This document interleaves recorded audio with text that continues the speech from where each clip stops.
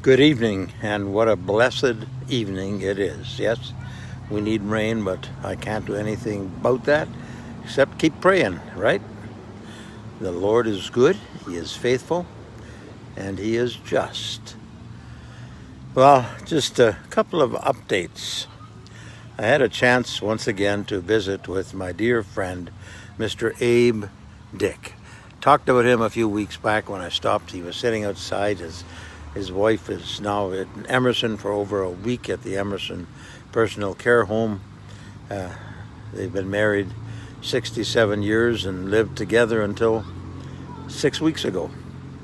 And so today I drove past his house, or didn't quite. I saw him sitting outside, so I pulled in. I thought, well, maybe I'd just visit for a little while and stand beside my bike. And he said, no, let me get the chair.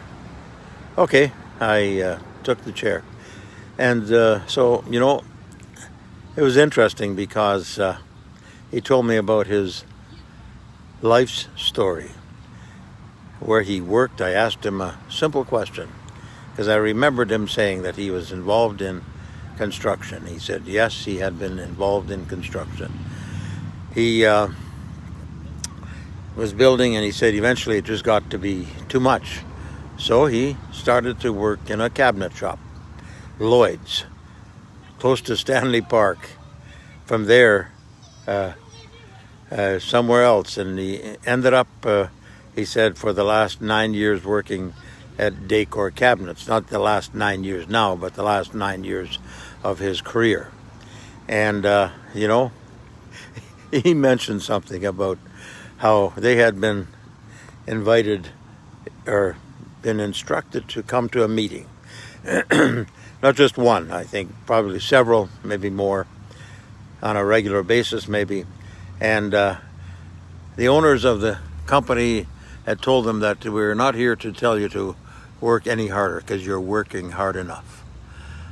We just want you to work smarter. And just the way he shared that with me was really keen. And he used the example about how they had said, if you're going to pick up a piece of wood with your right hand and just put it somewhere with your left or put it somewhere else, he says, it's a waste of time.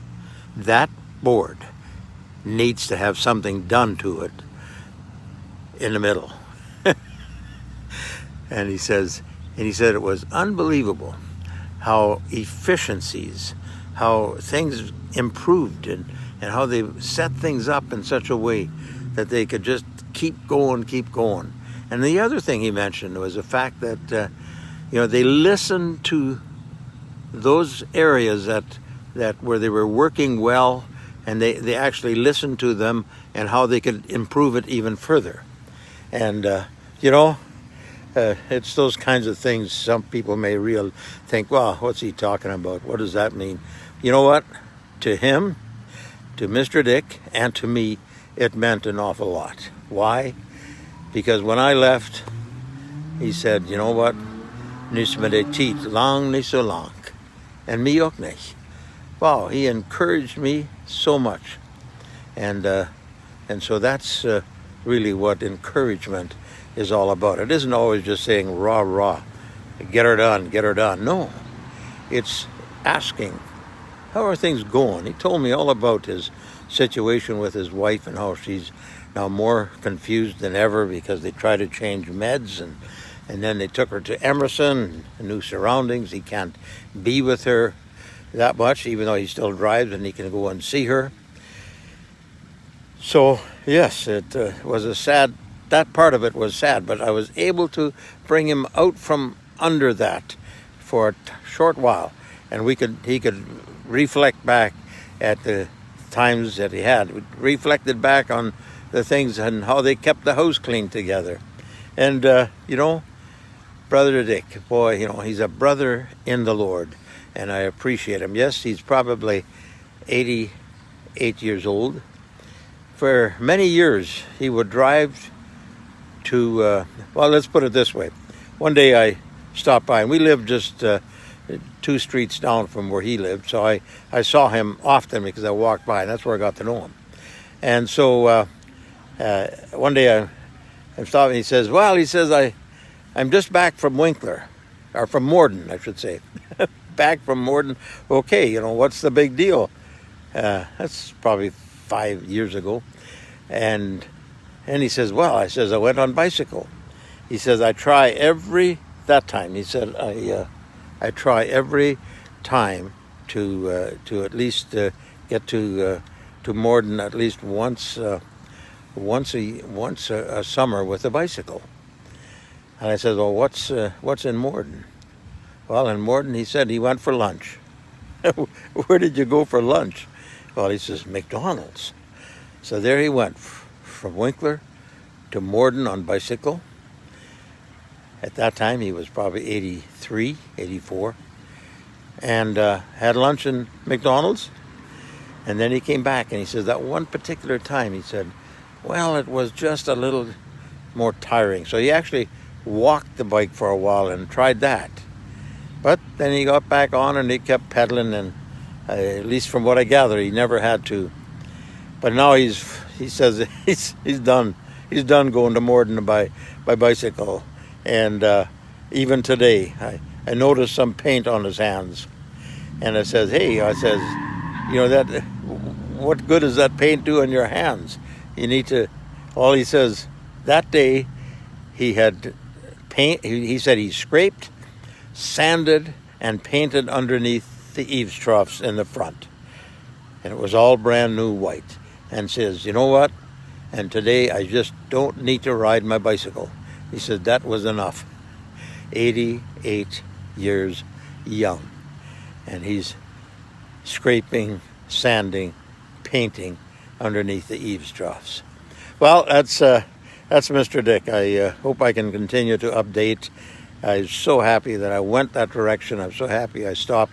And I'm really happy that we had a chance to visit like old time's sake. Although his wife is now at the Emerson Personal Care Home, a sad time for both of them.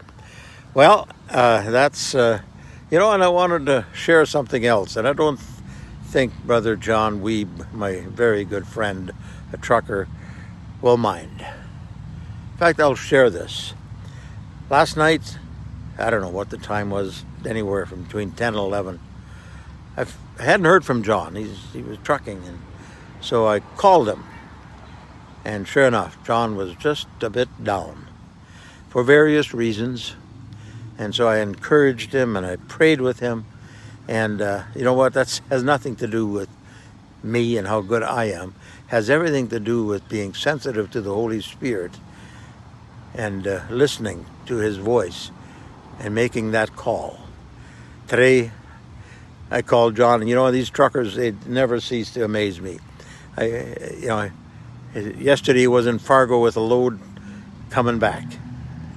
Just before I came on the bike ride, he was driving near Elgin, Manitoba, and so therefore, it's quite a trip for them here and there. And good evening, and it's great, and he was in good spirits. It was actually raining a little bit. And so he was up to Melita to pick up a load of oats. And then from there, I'm sure back to Minneapolis. I'm not sure. But you know what? John's done that to me. And we need to do that far more to others. And then I had a person who I chatted with on Messenger. And they asked me a certain question about whether I had taken a vaccine or not. It's really none of her business, so I didn't tell her. But I did make some comments, and she said, well, if that's the case, then you're the negative person all over the place. Therefore, you're causing all this crap. I'm never going to talk to you again. Okay, well, that's you know what? And this isn't being unkind or hurtful, but I have no time to waste with people that want to talk that way, so I block them. You know what? Don't need to have them in my circle of friends. But that's the kind of stuff that's happening more and more and more and more, especially here in Manitoba. It's sad, really sad, where we just cannot make a difference by sharing the gospel. That's why I don't get into any of the debates, and I've said this before, but I certainly will share the gospel of Jesus, Bible verses and different sayings that people can read and comment on. That's the kind of stuff I want to be able to talk about. And I haven't heard a lot, but you know what? I'll tell a story, and then I'm going to have to go. I think my battery is getting low, both mine and the iPhone. Lyle Wiebe, Alan Wiebe's his father, from Winkler here, used to farm up at Carmen. Well, Lyle, and I just found out about this, runs a company, and it has to do with, and don't want to get the company name wrong. I'm going to write an article about it, but runs a company where they develop heaters. Well, heat makers, he says, a bit like a hairdryer, and they made the units so that they can pump that dry air into grain dryers and dry whatever grain the farmer wants to dry. He shared with me a story about a farmer last year in the Morris area, 1,800 acres of corn. Last year was a tough year. He had to dry down the corn by at least 10 points. And so to dry the corn from 1,800 acres cost him $152,000, just the propane, and I think the carbon tax was on top of that.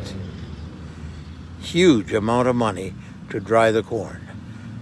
2020, they installed one of these burners, heaters, that runs on biomass. Doesn't take any fuel. Plus it's a dry heat, so when it pumps that heat into the dryer, it's dry and is so much more efficient. So he said that same farmer last year, the other one had to do with 2019, that really tough fall. Last year, the same acres, the same amount of bushels, he spent $3,200 instead of $150 drying that corn with that unit. Yes, he only had to dry it down 5 or 6%. He says multiply that even times 4, and still so much cheaper, and he doesn't have to pay carbon tax. And guess what he used to heat that burner? Biomass. He took the corn stover off the field, and he only needed 200 acres worth of corn stover off of 1,800 acres to dry all the grain off of that field. Wow, what a story. And I haven't written it yet. I've talked about it, did the interview, ran it today on the Rock 98.5, and I actually posted it on Facebook. You can listen to the interview with me with Lyle Wiebe.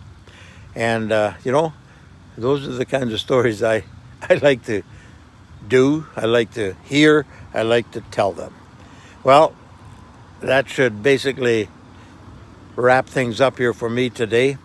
Again, keep the good Lord up ahead, and don't get ahead of him, and don't let him get ahead of you. He wants to walk with you daily, minute by minute. And I just encourage you to look up to him in joy and in gladness. Today, I say once again, praise God for who he is. Somewhere, sometime, somehow, I will see you again. And that's Seaman Says. Oh, P.S. I'm getting a haircut Monday, 2 o'clock. Thank you, Taylor, for sending me a note today and getting me on as soon as you possibly could. Have a good night.